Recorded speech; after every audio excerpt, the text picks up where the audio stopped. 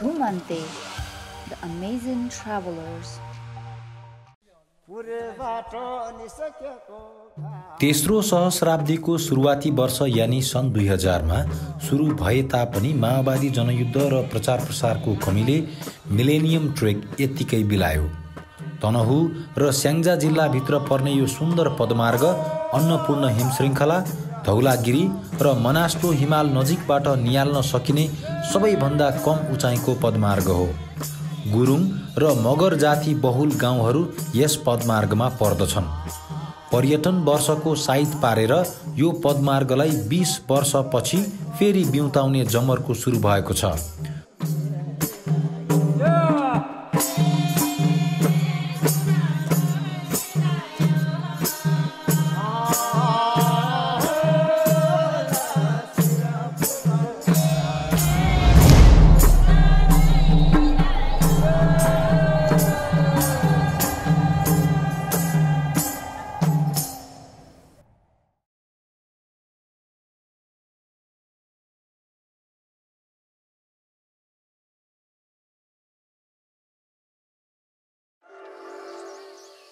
भैँसेगौडामा त्यस दिन रातभरि पानी पर्यो। भोलिपल्ट झरी थामियो, तर मौसम भने उग्रिएन। हामी बसेको सामुदायिक भवन वरिपरि सुन्दर जङ्गल थियो। हिमाल नदेखिए पनि बिहानीपख चराचुरुङ्गीको चिरबिर चिरबिरले मन आनन्दित बनायो।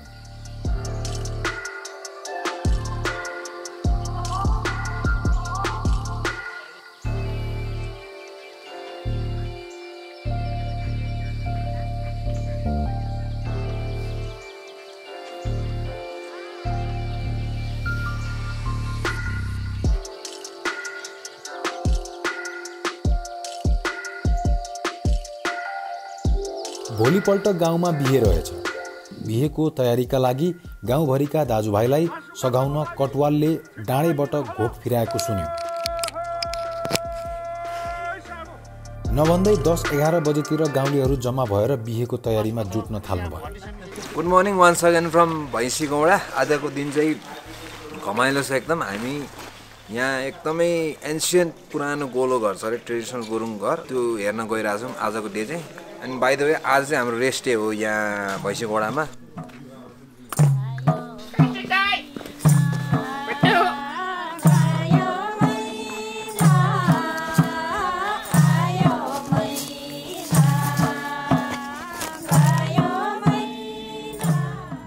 चिरुवाको घुमाउने घर करिब 5 पुस्ता पुरानो रहेछ। यकिन पुरानो मिति मेनुका दिदीलाई पनि थाहा छैन रे। तर यो पुरानो घरले 90 सालको महाभूकम्पदेखि हालैको 72 साले भूकम्प पनि थामेको रहेछ। आजभोलि झण्डै लोप भइसकेको यो घुमाउने घर भने निकै सम्भार पुर्याएर राख्नु भएको रहेछ।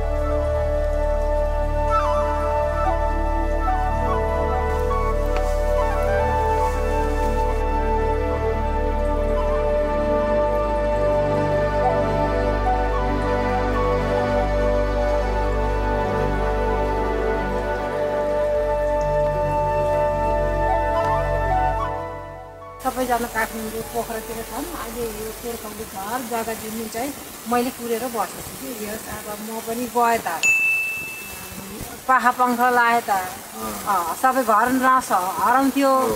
छोराहरूले पोखरा बजारतिर जाने, म तराई जाने भन्छ नि, तर मलाई चिसो हावा पानी राम्रो छ भनेर यहीँ बस्नु मन लाग्छ कि। यो गाइस दामी छ घर होइन, लाइक यस्तो घर त्यो अब कहीँ पनि देख्न पाइँदैन। यो फेरि बन्ला भन्ने छैन, जहाँ जहाँ छ एकदम रेयर स्पिसिज भने जस्तै हो। यो एक्सटिङसनमा होइन, इन्डेन्जर टाइप जस्तै हो यो पनि। अब यो यस्तो नयाँ कहाँ देख्न पाउँछ यस्तो घरहरू। हामीसँग दिनभरि खाली समय थियो। मेनुका दिदीलाई ढिँडो बनाइदिन आग्रह गर्यो। अलिकति तरकारी माथिबाटै ल्याएका थियौँ। त्यसैमा मरमसला थपेर तिहुन बनाइदिनु भयो दिदीले। अचार पनि पिस्यो। ढिँडो मस्काउने जिम्मा निसालले पाए।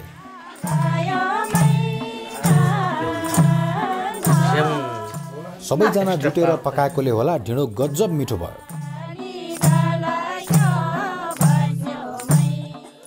बेलुकी पख मौसम उग्रिन थाल्यो। सूर्यास्त निकै सुन्दर भयो। नभन्दै भोलिपल्ट सबैतिर छ्याङ्ग भयो। उत्तरतिर क्षितिजैभरि हिमाली श्रृङ्खला, बेसीतिर बादलुको सेतो ताल, वरपरका सुन्दर गाउँ बस्ती र वनजङ्गल। कति मनमोहक दृश्य। यो थियो हामीले 3 दिनको बसाइमा देखेको भैँसे गौडा र सेरोफेरो।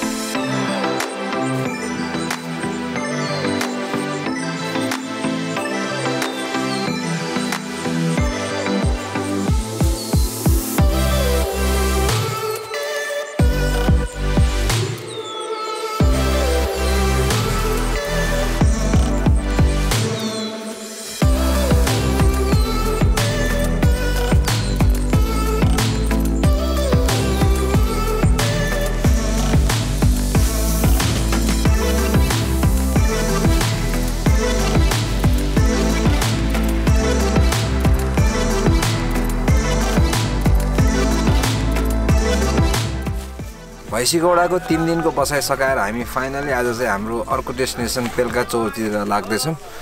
आजको हाम्रो लन्च डेस्टिनेसन चाहिँ चन्द्रकोट हुन्छ। त्यहाँदेखि पेल्काचौर खासै टाढा छैन। पुग्नलाई पनि हामीलाई 2-3 घन्टा लाग्छ होला म्याक्सिमम लाग्यो भने। सो यस्तो राम्रो भ्यू यस्तो ठाउँलाई छोडेर अब चाहिँ हामी जानेछौँ।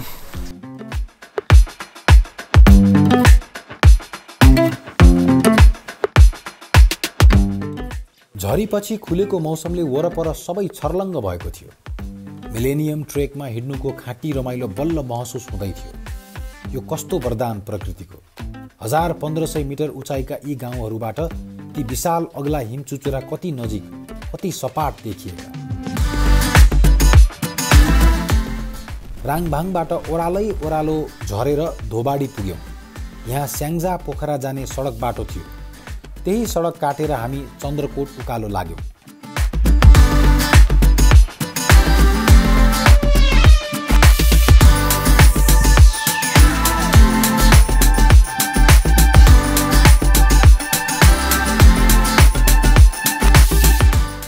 पञ्चकोट पुग्ने बेला चाहिँ अब यो सबै झन्झनै ठाडो उकालो सकियो हाम्रो। अनि हाम्रो चाहिँ अब चाहिँ जङ्गल वाक स्टार्ट भएको छ। यो जङ्गलको बिचैबिच हामी झन्डै 40 मिनट हिँडेपछि हाम्रो पञ्चकोट पुगिन्छ अरे दाइले भन्नुभयो भने अनुसार। यो जङ्गलको शीतलमा हिँड्न पाउँदाखेरि एक्स्ट्रा रमाइलो भइरहेछ। हुन त यहाँबाट अब वरिपरिको हिमालहरूको भ्यू चाहिँ ब्लक भयो, तर it's a very good relief अहिलेको लागि चाहिँ।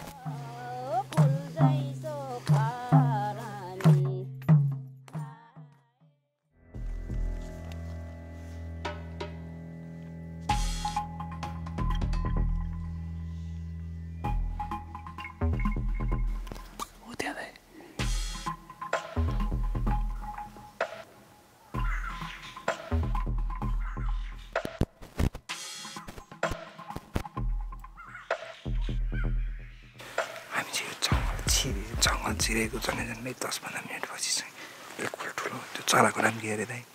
अहिले देखेँ चराको लाफिङ ट्रस्ट चराको चाहिँ ठुलो ग्रुप यहाँ थियो। खानु ल्याऊ भन्नु त हामीसँग टेलिफोटो लेन्स थिएन, त्यही पनि यतापट्टि उडेर गयो त्योहरू चाहिँ।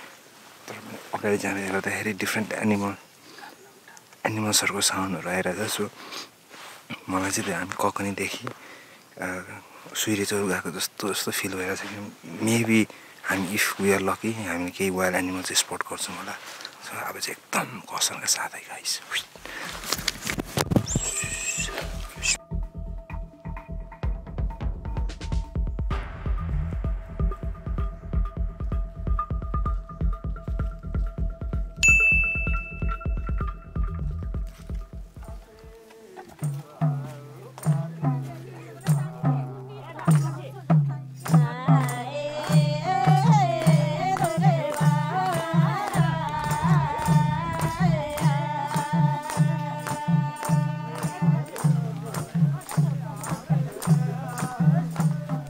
माछापुच्छ्रे हिमालमा बाघको आकृति देखिन्छ भन्ने गफ भएको थियो हाम्रो। यहाँबाट छर्लङ्ग देखियो।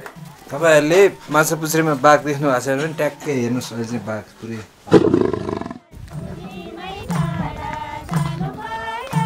3 घन्टा जस्तोको हिँडाएपछि हामी चाहिँ अहिले चन्द्रकोटमा आइपुगेका छौँ। अनि यहाँ चाहिँ आजको हाम्रो लन्च।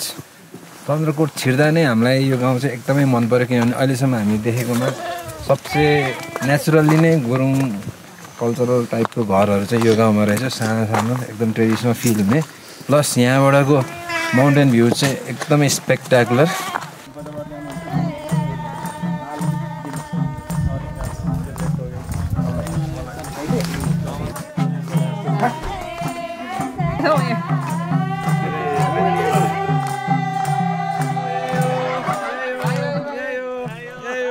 हामी चन्द्रकोटमा छौँ अनि खानासाना खाएर हामी मासतिर अहिले कोइफेरतिर जान लाग्छौँ। माथि चाहिँ के छ अरे दाइ?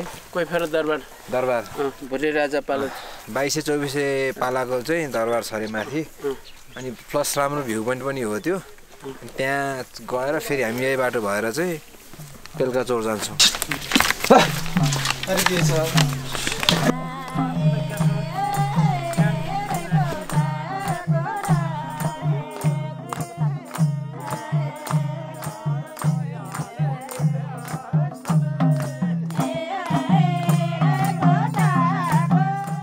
कोइफेर डाँडामा दरबारको भग्नावशेष मात्र रहेछ, तर छेउैमा त्यहीँबाट उत्खनन गरिएका प्राचीन सामग्रीहरू सङ्ग्रहालय बनाएर सुरक्षित राखिएको थियो। यो झातोको टुक्रो है, अनि यो ढिकीको ओखला भन्छ होइन, ढिकीको ओखल। यो चाहिँ अब मसला पिस्ने चाहिँ सिलौटो भन्छ के भन्छ यो। अनि यो आगो पुग्ने ढुङ्ग्रो भयो के अरे। यो चाहिँ चिम्टा, यो चाहिँ अब उनीहरूले चाहिँ पहिलाको गाग्री थिएन, अहिले माटोको थियो होइन, त्यही माटोको चाहिँ मटका भन्छ। अनि यो चाहिँ आँसी उदाउने अब ढुङ्गा भन्छ, आँधी खोलातिरको यो सामानहरू। अनि त्यो चाहिँ अब हेर्दाखेरि खुकुरी जस्तो देखिन्छ कि, अनि त्यही हो नि।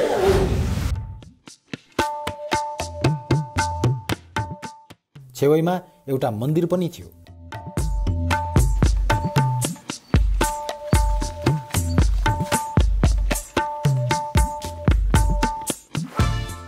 कोइफेर डाँडाकै अघिल्तिर फार्थुम डाँडा थियो। टुप्पामा निकै फराकिलो यो डाँडा वनभोजका लागि लोकप्रिय स्थान रहेछ।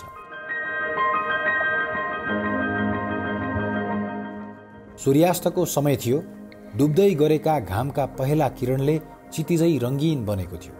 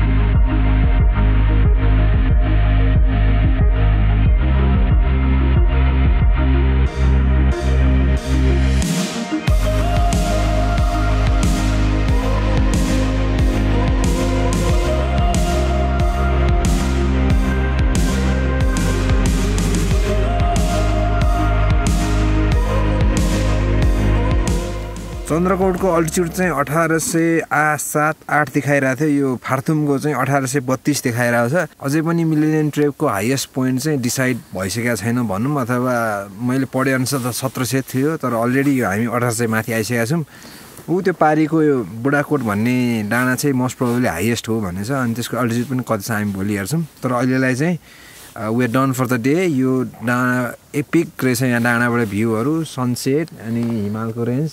अनि हामी जब जति यता आउँदै गयौँ धौलागिरीको रेन्ज चाहिँ अलिक मजाले देखिन थालेछ भने माछापुच्छ्रे र यो अन्नपूर्ण अलिकति उता सरेको जस्तो फिल भइरहेछ। मनै हर्षित पार्ने यति सुन्दर ठाउँ भए पनि डाँडैभरि असरल्ल फ्याँकिएका प्लास्टिक जन्य फोहोर देख्दा पनि दुःख लागेर आयो। चन्द्रकोट र पेल्का चौरवासी लगायत यहाँ घुम्न र वनभोज खान आउनुहुने सबैलाई हाम्रो यही अनुरोध छ, यति राम्रो ठाउँलाई सफा र प्लास्टिक मुक्त राखिदिनुहोला। यो मिलेनियम ट्रेक भरिकै सबैभन्दा रमणीय स्थानहरूमध्ये एक हो।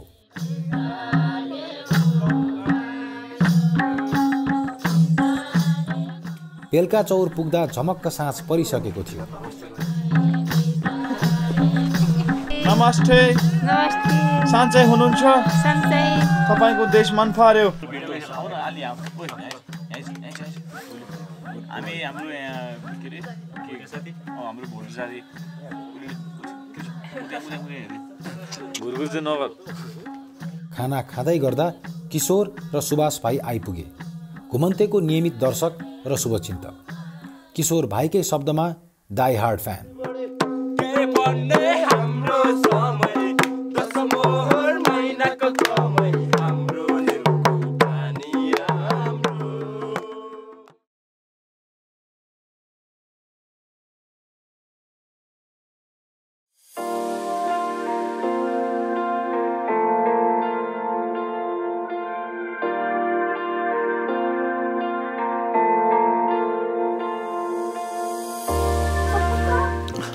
पेल्का चौर अहिले चाहिँ हामी पेल्का चौरमा भएको दुईटा मन्दिर मनोकामना र शिव मन्दिर एक्सप्लोर गर्न गइरहेका छौँ।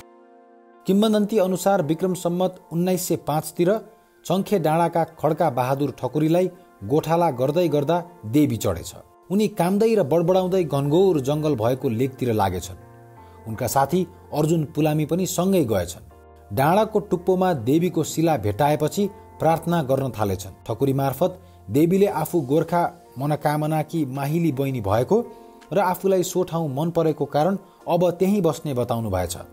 सोही घटनापछि यो मन्दिर स्थापना भएको रहेछ।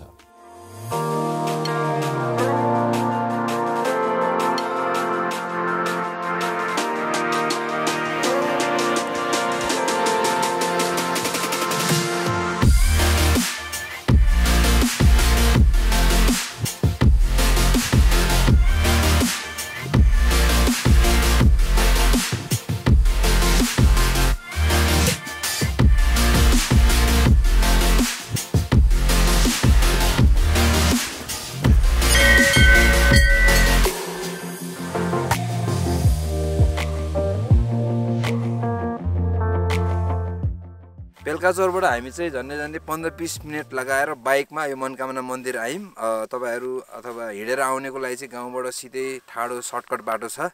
अनि यो ठाउँ आएर चाहिँ मन्दिर हेरेर फर्किँदाखेरि चाहिँ I was just amaze by the view. यस्तो दामी देखिरहेछ। माछापुच्छ्रे अन्नपूर्ण 2 यताबाट अन्नपूर्ण साउथ छ भने उताबाट धौलागिरी देखिन्छ। सो तपाईँहरू पेल्का चौर बाई एनी चान्स आइपुग्नु भयो भने चाहिँ यो मनोकामना मन्दिर चाहिँ नछुटाउनु होला। धर्म पनि हुन्छ plus amazing view of the mountains है। अब हामी चाहिँ यहाँबाट शिव मन्दिर जाँदैछौँ, हाम्रो नेक्स्ट डेस्टिनेसन। अनि होपफुली त्यहाँबाट पनि यस्तै भ्यू देखिन्छ होला। And this is the beauty of millennium trek. यहाँको डाँडाहरू धेरै अग्लो छैन, तर एभ्री डाँडाहरूबाट चाहिँ यस्तो अमेजिङ हिमालयन भ्यूज देखिन्छ कि यस्तो त मैले अरू ठाउँमा कहीँ देखेको पनि छैन कि।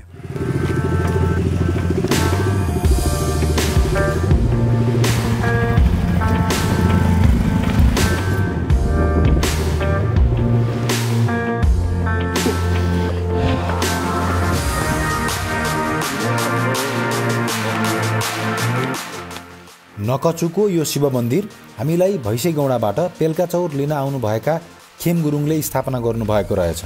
बारम्बार सपनामा उक्त ठाउँ पुग्ने र पञ्चमुखी नागको माला पहिरिएको महादेव शिवको चेष्टा भइरहने गरेपछि उहाँले 2070 सालमा पञ्चमुखी नाग सहितको शिवलिङ्ग र 17 फिटको त्रिशूल खडा गर्नुभएछ।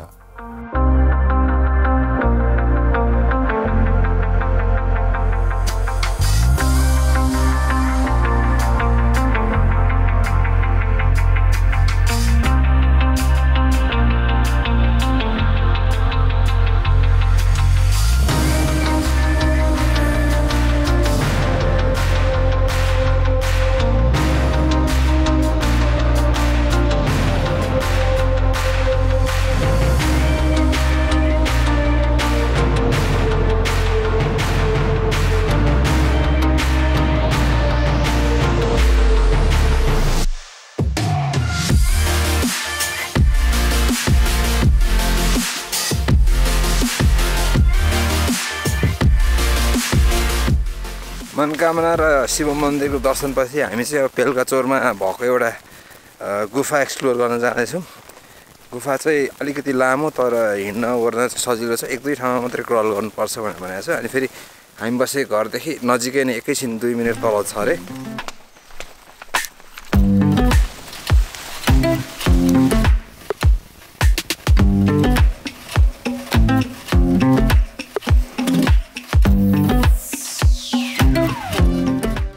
पहिल्यैदेखि नै भुतको गुफा भन्थे कि यसो नामै त छैन।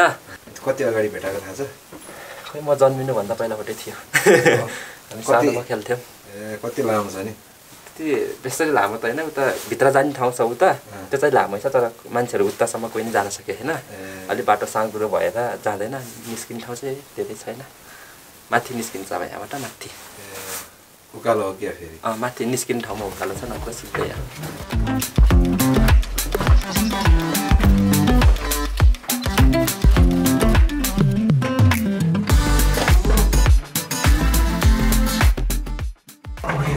अब यहाँ फेरि निहुरिनु पर्ने like so many hurdles like यहाँ आज गेम प्ले गरे जस्तो।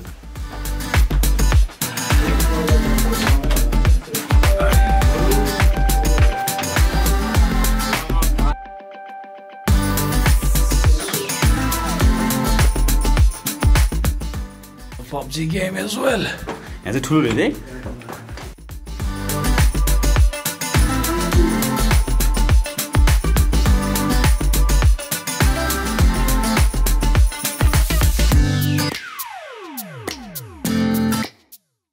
यो गुफा छिरेपछि चाहिँ यहाँनिर चाहिँ एउटा अर्को सानो बाटो देखिन्छ। हजुर, यो बाटो चाहिँ अझै अनएक्सप्लोर्ड भन्दा पनि हाफ एक्सप्लोर्ड भइरहेछ। यहाँबाट गयो भने चाहिँ माथि ओपनिङ छ, बाहिर निस्किने ठाउँ छ भने यहाँ चाहिँ अझै डिप छ है। प्लस क्रल गरेर जानुपर्ने ठाउँ छ।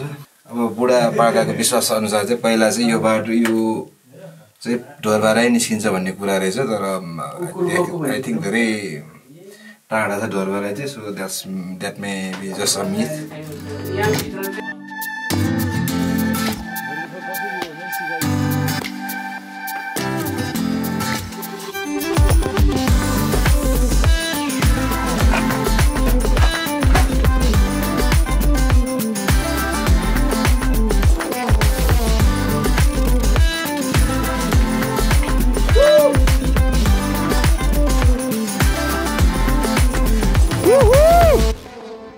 It's a crazy place.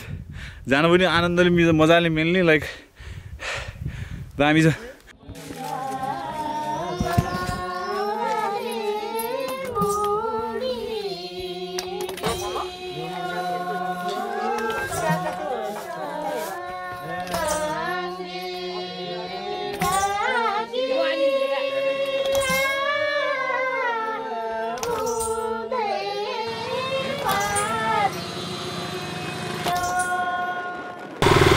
बेलुकाचौरबाट चाहिँ हाम्रो नेक्स्ट डेस्टिनेसन केगा चाहिँ बाइकमा जाने हाम्रो गाउँको साथीहरू भाइहरूले चाहिँ हामीलाई पुऱ्याइदिन भोलिन्टियर गर्नुभएकोले हामी चाहिँ बाइकमा जाँदैछौँ।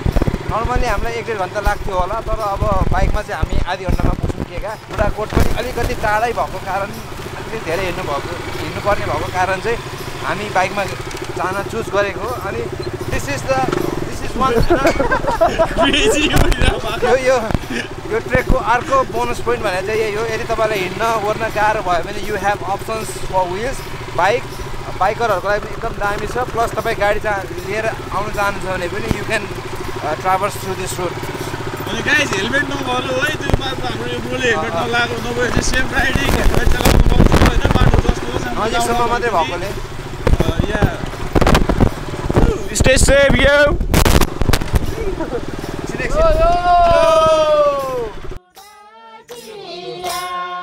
पेल्का चौरबाट निस्केर हामी एकैछिन कोलपारा भिर हेर्न गयौँ।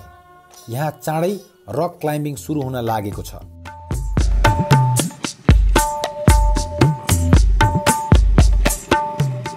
पेल्का चौर निस्किने बाटैमा पुरानो पोखरी रहेछ। किशोर भाइका अनुसार आधुनिक धारा आउनु अघि यो नै पेल्का चौरको पानीको स्रोत रहेछ।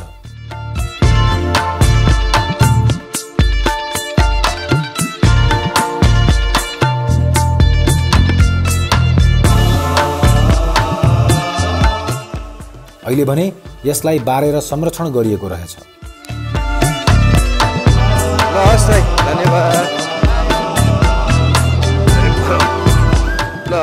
पेल्का चौरबाट केगा जाने बाटो चाहिँ अलिकति रोडको बाटो धेरै नै लामो पर्ने भएकोले हामी चाहिँ यो चिप्लेडी भन्ने ठाउँबाट अब पैदल स्टार्ट गर्दैछौँ। अनि हाम्रो पेल्का चौरको साथीहरूसँग चाहिँ यहीँदेखि बिदाई। हाम्रो भाइ एकदम स्टिल बडी भएको भाइ तपाईँको नाम यसपाल गुरुङ होइन उहाँलाई म चाहिँ ऋषभ अधिकारी हाम्रो गाउँमा आउनु भएकोमा धेरै नदेखाइदिने लास्ट इयर भाइको नाम के अरे सुभाष गुरुङ। तीनजना र सबै पेल्का चौरवासीलाई चाहिँ हाम्रो विशेष धन्यवाद छ। अनि यो निशाले याद गरे जस्तो युथको एकदमै राम्रो पार्टिसिपेसन प्लस नम्बर पनि अलिक धेरै देखियो पेल्का चौरमा चाहिँ। And we had so much fun.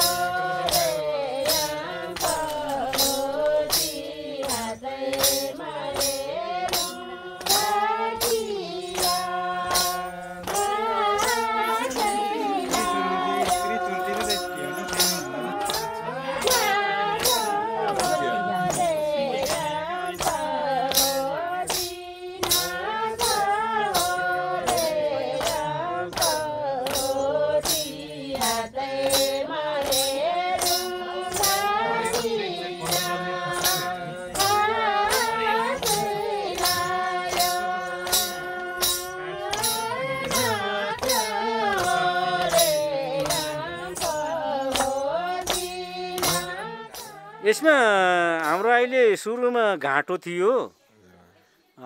घाटो हाम्रो यस्तो हो, यो हाम्रो परम्परा जुजुदेखि नै भएको घाटो हो।